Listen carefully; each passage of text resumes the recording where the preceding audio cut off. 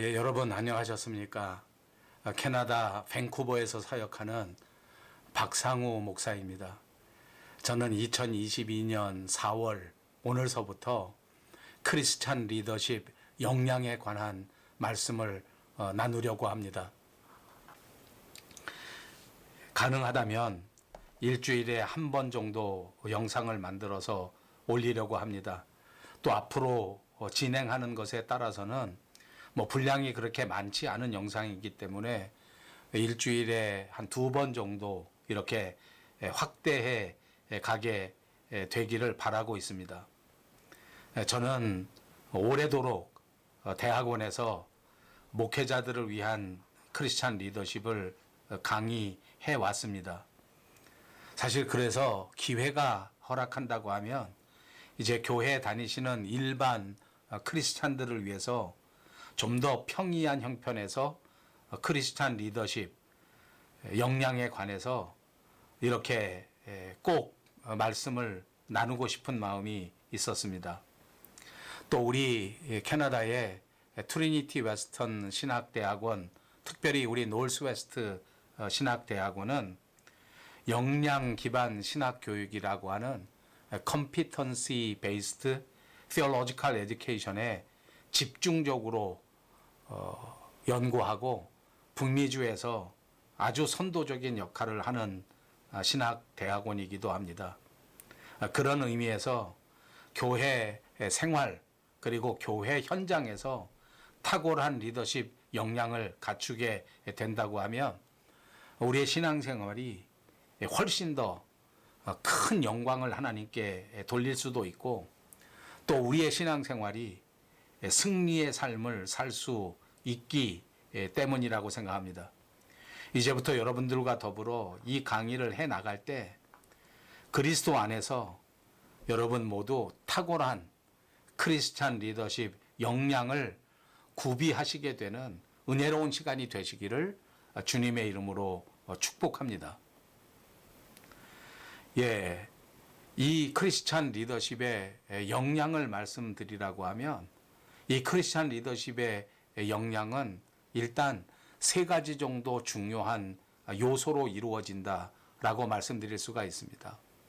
그 첫 번째는 지식인데 해박한 말씀의 지식이야말로 그리고 더불어서 뜨거운 기도가 함께 한다면 이것이 정말 바람직한 리더십의 역량을 나타낼 수 있을 것이라고 믿습니다. 두 번째 요소가 되는 기술의 측면에서도 조금 새로운 안목이 필요합니다. 기술이라고 하는 것은 다름 아닌 섬김을 의미합니다. 크리스찬 리더십에 있어서 가장 중요한 기술은 그것이 바로 사랑과 희생이라고 말씀드릴 수 있습니다. 십자가에서 보여주신 그 희생의 사랑이야말로 리더십을 역량으로 승화시킬 수 있는 가장 중요한 요소가 된다고 믿습니다.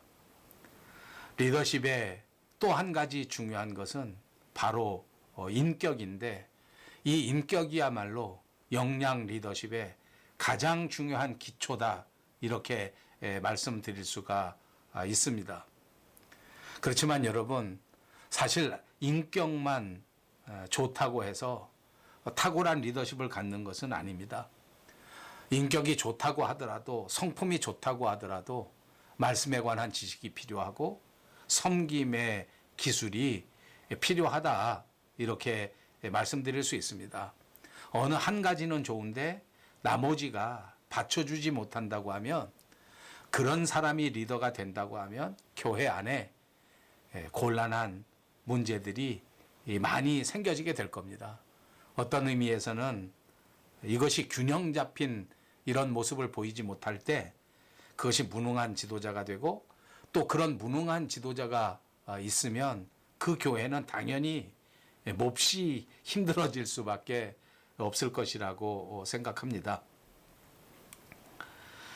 저는 1987년 목사 안수를 받았고 그리고 한국에서 한 17년 정도 신학교 사역과 목회 사역을 했습니다. 그리고 난 다음에 여기 캐나다 밴쿠버에 와서 지금 벌써 한 18년 정도가 되었습니다. 이제 목사 안수를 받고 약 35년 정도 사역을 한 건데 그동안에 교회에서 목회자로서 사역을 했고 또 그동안에 계속해서 신학교에서 가르치는 사역을 감당했습니다. 교회에서 사역을 할 때에 교회를 개척해서 이렇게 몇 안 되는 사람들로부터 시작해서 오랜 시간 동안 개척을 담당했던 적도 있습니다. 특히 밴쿠버 캐나다에 와서는 이 트리니티 웨스턴 유니버시티의 신학대학원에 소속이 되면서 여기서 코리안 랭귀지 프로그램을 개설하고 그 프로그램 디렉터로서 글로벌 리더십을 강의하고 있습니다. 지나온 저의 목회 생활을 돌이켜 본다면 진짜 저의 삶 속에 수많은 변화가 있었습니다. 한국에서 살다가 캐나다에 와서 살았던 그 기억이 아마 삶이 가장 많이 바뀐 변화다 이렇게 되돌아볼 수가 있을 것 같습니다. 이렇게 변화가 무쌍한 삶에서 어떤 것이 바른 신앙인가 또 어떤 것이 바른 목회의 길인가 이런 것들을 추구해 나가는 것이 결코 쉬운 일은 아니었습니다. 제 삶에서 가장 큰 엄청난 도전이 되었다고 고백할 수 있습니다. 지나 보니까 제가 사역하고 목회하는 동안에 이 크리스찬 리더십이야말로 모든 그리스도인들이 관심을 가진 그런 관심사였고 저 자신도 지나 보니까 어떤 것이 바른 크리스찬의 리더십인가 그리고 어떤 것이 정말 바람직한 리더십의 역량인가 하는 것을 탐구하면서 지나온 삶이라고 되돌아볼 수가 있습니다. 사실 어떤 사회든지 또 어떤 조직이든지 거기서 중심이 되고 거기서 핵심적인 역할을 하는 사람들을 리더라고 부릅니다. 굳이 겉에 드러나게 큰 영향을 미치지는 않지만 사실 은연중에 교회에 많은 영향력을 나타내고 있으면 그런 사람은 분명히 그 교회에서 리더십의 역할을 하고 있는 것이다. 이렇게 말씀드릴 수가 있을 것 같습니다.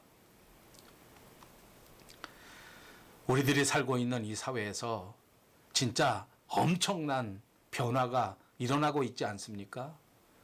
진짜 이렇게 많은 변화가 일어나다 보니까 교회도 또 보통 사회도 우리 가정도 진정한 리더를 더 필요로 하는 것 같습니다. 사람들이 모두 다 예전보다 훨씬 더 학식이 풍부해졌고 소위 4차 산업 혁명 시대라고 불리우는 이 시대 속에 최첨단의 과학을 경험하면서 살고 있습니다. 그런데 이제 우리가 이런 상황 속에서 2년 넘게 전 세계적으로 코로나19 팬데믹이라는 것을 맞았습니다. 경제적으로 멘붕을 당한 사람들이 정말 많고 정신적으로도 상당한 어려움에 봉착한 사람들이 진짜 많습니다. 이런 때가 되면 될수록 더 많은 사람들이 정말 더 효율적인 리더십을 원하고 있기도 합니다. 교회를 향한 기대도 훨씬 더 높아졌다. 교회 리더십을 향한 그런 기대도 물론 그럴 수밖에 없을 것입니다. 사실 우리나라는 전쟁을 겪고 또 그 이후에도 끊임없는 갈등을 겪고 독재를 체험하고 이런 상황 속에서 또 온 국민적인 저항 이런 것들을 경험했고 언젠가는 IMF라고 하는 그런 엄청난 경제 위기를 겪었습니다. 지금 팬데믹 상황을 맞이하고 있지만 이런 상황 속에서 자연스럽게 이 위기를 어떻게 관리하느냐 하는 것에 대해서는 아주 익숙해지지 않았나 싶습니다. 어려운 일을 당할수록 그리고 정말 불안할수록 더 슬기롭게 대처해야 되고 이럴 때일수록 진짜 이 위기를 아주 지혜롭게 극복하고 관리하는 능력이 리더십에게 절대적으로 필요하다고 믿습니다. 더더군다나 우크라이나 그리고 러시아가 전쟁이 터지면서 금방 끝날 것 같았는데 끝나지 않은 채 이렇게 많은 사람들에게 희생을 강요하고 진짜 엄청난 그런 잔혹한 피해 현장을 우리가 목도하고 있습니다. 어떤 의미에서는 우크라이나도 또 러시아도 최대의 위기가 찾아온 것이라고 볼 수가 있습니다.